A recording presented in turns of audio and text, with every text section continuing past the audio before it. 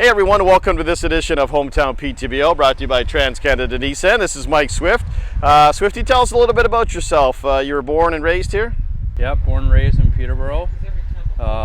Went to school here, worked construction with the family since, before I could walk. I think I was on the job site with my grandpa and uncle, and I was very fortunate, played hockey, played a lot of sports growing up here in Peterborough, and very fortunate to play in the OHL, and then of course signed with New Jersey with the Devils in the NHL. And the hockey kind of took me to the States, and then eventually ended up in Korea. So I was in Korea for 8 years, and then played in the Olympics. And the last 2 years I've been at home working the family business with JH Johnston Construction. So just go back to that a little bit. Obviously, the family business. So as you say, you started early, you and your brother, and how long has the business been in Peterborough? I think at least 60 years.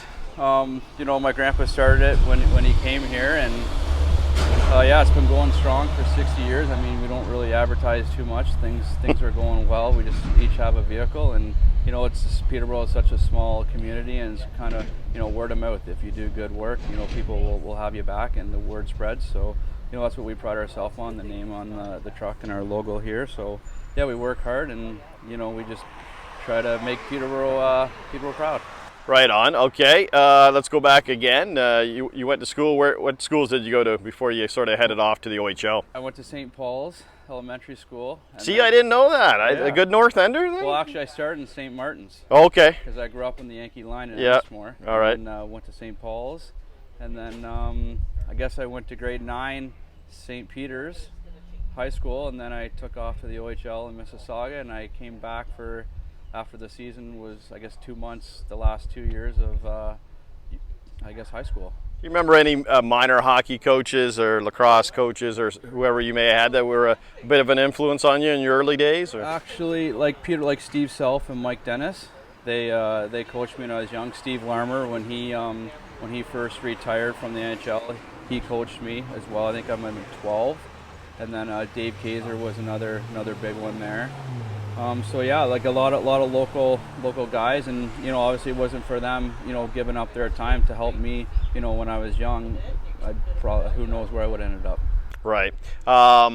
So as you look and you got the construction shirt on, and people are walking down Braidwood here, they probably would look at you and go, "Oh, that guy was in the Olympics." But talk about that experience, because that first of all, congratulations. That's quite the feat. How did that all sort of come about? Yeah, like I try and, in Peterborough, just fly under the radar, kind of do my own thing. It's not really high maintenance, or, just kind of. Well, you're humble. Yeah, and with the construction thing, I've done it every summer. When I signed in the NHL and I came back after my first year in the American League, guys are like, "Well, what are you doing still, doing construction?" I'm like, "Well, it's a family business. We get to hang out every day." I still went to the gym every morning or night, so, but that leading, I think, the work ethic, the construction led me on the ice, and then eventually, I ended up in Korea, and then the Olympics was just, it's kind of surreal. I guess it's still kind of fresh in my mind.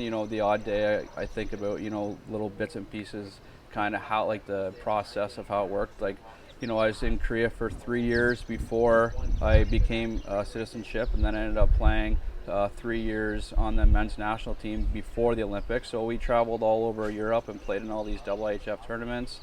And then, we were hosting the Olympics, and then we had to get up to the top 18 in the world, which we did. And then, the Olympics, like my family, my wife came over, Jess, my mom, my brother, his fiance, Britt.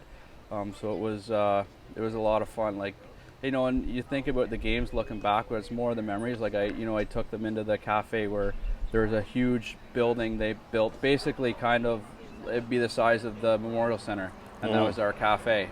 When you see Kovalchuk, Datsuk, like all these NHL players that were there, and not just hockey, it was everything else, like the snowboarding, the figure skaters. So all that kind of came with it, which people don't, for me, I just was so focused on my event, I didn't really know if I enjoyed too much of the other events. Sure. Like when we got beat out, then I had a week to kind of go and cruise and check out everything around, the whole, I guess, process of it. And what was your, on the ice, what was your fondest memory there? I mean, some of the players you got to play against. And the who's who. Probably against Team Canada, because Yeah. that obviously, Canadian boy. So probably against them, before we played them, our coach, Jim Peck, took us all on the ice 3 hours before that game. We went around center ice, and he goes, just take a second and think about where we are right now, how we got here. So, that moment really stuck out to me because, here I was, Canadian kid ready to play Canada in the Olympics. Because everything's so fresh and everything, you're at a timeline and they're telling you to be dinner, meetings, so you don't really get to enjoy yourself there. But that was really like a moment like, wow, you know what, we are in the Olympics and here playing against, Team Canada. And we did pretty well. So, the score was close and we're still in the game in the third period. Everyone wrote us off, right? So Sure. You never know until you play the game.